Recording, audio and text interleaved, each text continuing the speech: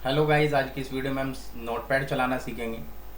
तो सबसे पहले जान लेते हैं कि नोटपैड किस लिए यूज़ होता है। जो नोटपैड एप्लीकेशन है वो एक टेक्स्ट बेस्ड एप्लीकेशन है जो कि कोई भी नोट्स लिखने के लिए यूज़ करी जा सकती है या किसी भी डेटा को सेव करने के लिए आसानी से यूज़ करी जा सकती है।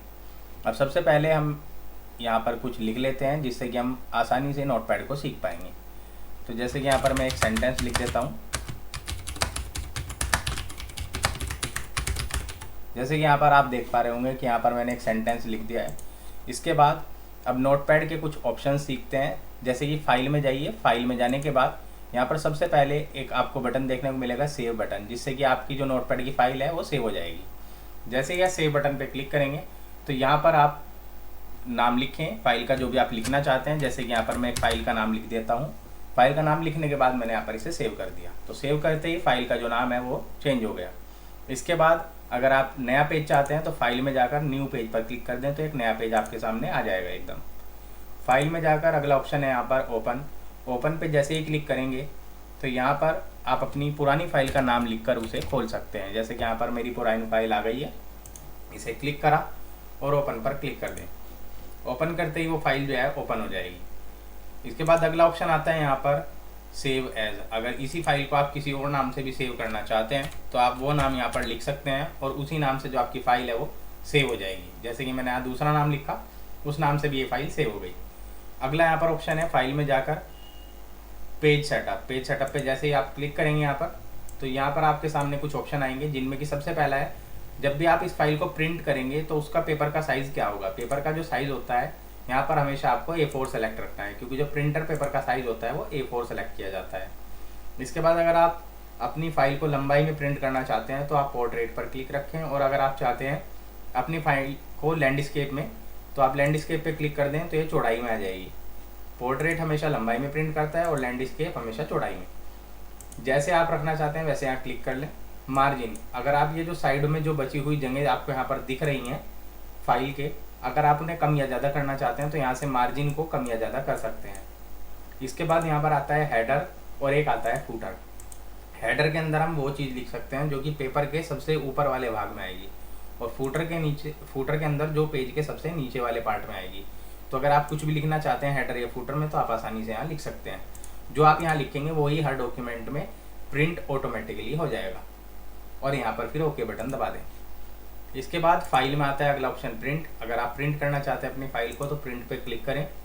क्लिक करने के बाद यहाँ पर एक ये पॉपअप मेन्यू जो खुला है, इसमें यहाँ पर एक ऑप्शन आता है नंबर ऑफ कॉपी। अगर आप एक ही पेज की नंबर ऑफ कॉपी ज़्यादा निकालना चाहते हैं, मतलब एक ही पेज को काफ़ी सारी बार निकालना चाहते हैं, तो आप यहाँ एक साथ कमांड दे दीजिए। जैसे कि इसी पेज को मैं 5 बार निकालना चाहता हूँ तो 5 यहाँ पर लिख दिया और प्रिंट पर क्लिक कर दूंगा तो 5 पेपर इसी तरीके के इसी डॉक्यूमेंट के निकल जाएंगे। इसके बाद यहाँ पर फाइल में आता है एग्जिट। जैसे आप एग्जिट का बटन दबाएंगे तो आप नोटपैड से बाहर आ जाएंगे। जैसे कि मैं अगर यहाँ एग्जिट पर क्लिक करूँ तो एग्जिट पर क्लिक करते ही मैं नोटपैड से बाहर आ जाऊँगा। तो इस तरीके से नोटपैड का जो फाइल मेन्यू है वो हम सीख चुके हैं। मैं दोबारा से नोटपैड को ओपन करता हूँ। बड़ा करने के लिए बीच वाला बटन दबाएंगे, मैक्सिमाइज। इसके बाद मैं वापस से अपनी फाइल को ओपन कर लेता हूँ जो कि मैंने यहाँ पर बनाई थी। फाइल को क्लिक करके ओपन कर लिया। इसके बाद यहाँ पर आप एडिट के ऑप्शन सीखते हैं। जैसे कि सबसे पहले आपको ध्यान देना पड़ेगा कि आप किसी भी डेटा को सेलेक्ट करने के लिए क्या करेंगे। सेलेक्ट करने के लिए सिंपल है, क्लिक करें सबसे पहले और फिर माउस से क्लिक को थोड़ा सा खींचें तो डेटा जो है वो सेलेक्ट हो जाएगा। सेलेक्ट होने से क्या होता है, जितना डेटा आप सेलेक्ट करेंगे, जो आप काम करेंगे, टूल चलाएंगे, वो उतने ही डेटा पर चलेगा। जैसे कि अब यहाँ पर टेक्स्ट सेलेक्ट कर लिया तो कीबोर्ड से अगर मैं डिलीट बटन दबाऊँ तो जो वर्ड है वो डिलीट हो जाएगा। जैसे कि मैंने डिलीट बटन दबाया तो ये डिलीट हो गया। वापस लाने के लिए आप क्या दबाएंगे, वापस लाने के लिए आप कीबोर्ड से Ctrl+Z भी दबा सकते हैं या एडिट में जाके अंडू का बटन दबा दें।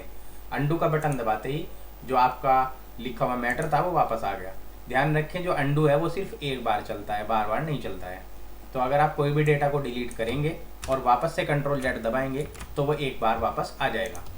इसके बाद अगला ऑप्शन आता है यहाँ पर कॉपी पेस्ट। कॉपी पेस्ट करने के लिए क्या करते हैं, देखिए जैसे न्यू वर्ड है, इसे मुझे कई बार लाना है तो सेलेक्ट करेंगे, सबसे पहले एडिट में जाएंगे और कॉपी बटन दबा देंगे। जैसे ही कॉपी आप दबा लेंगे उसके बाद जहाँ पर आप इसे लाना चाहते हैं दोबारा, वहाँ पर जाकर एडिट में पेस्ट दबा दें, और जितनी बार आप पेस्ट दबाएंगे उतनी बार ये वर्ड वापस से रिपीट होता जाएगा।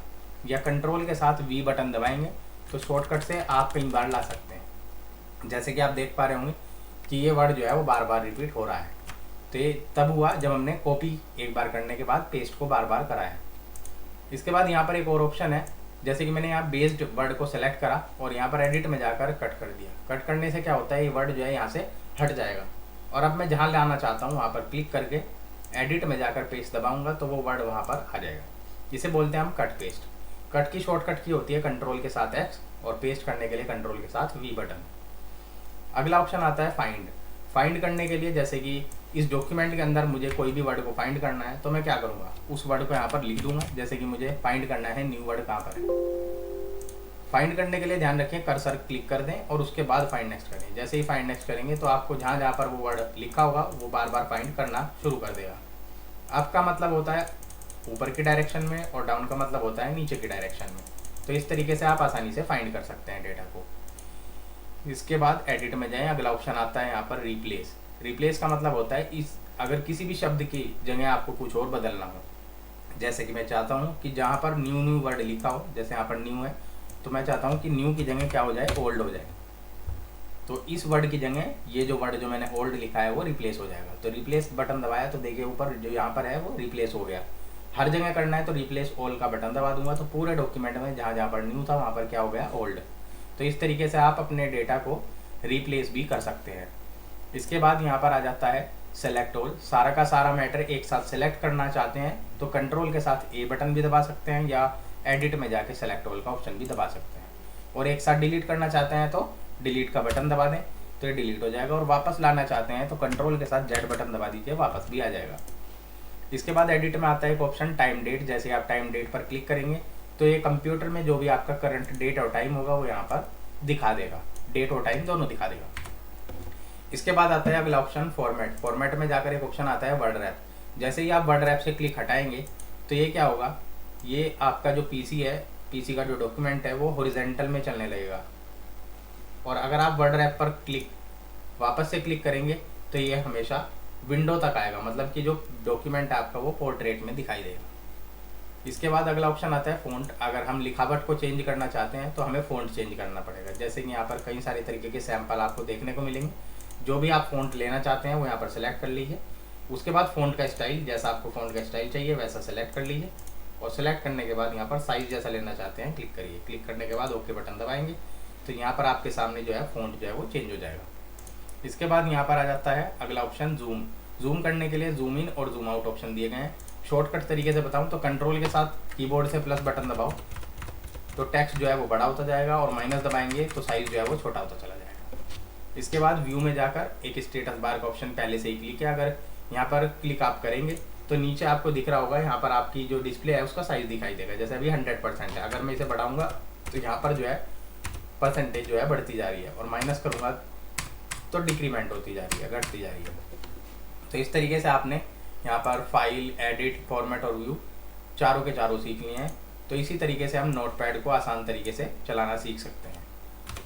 तो आज की इस वीडियो को देखने के लिए धन्यवाद और चैनल को सब्सक्राइब करें और वीडियो को लाइक करें।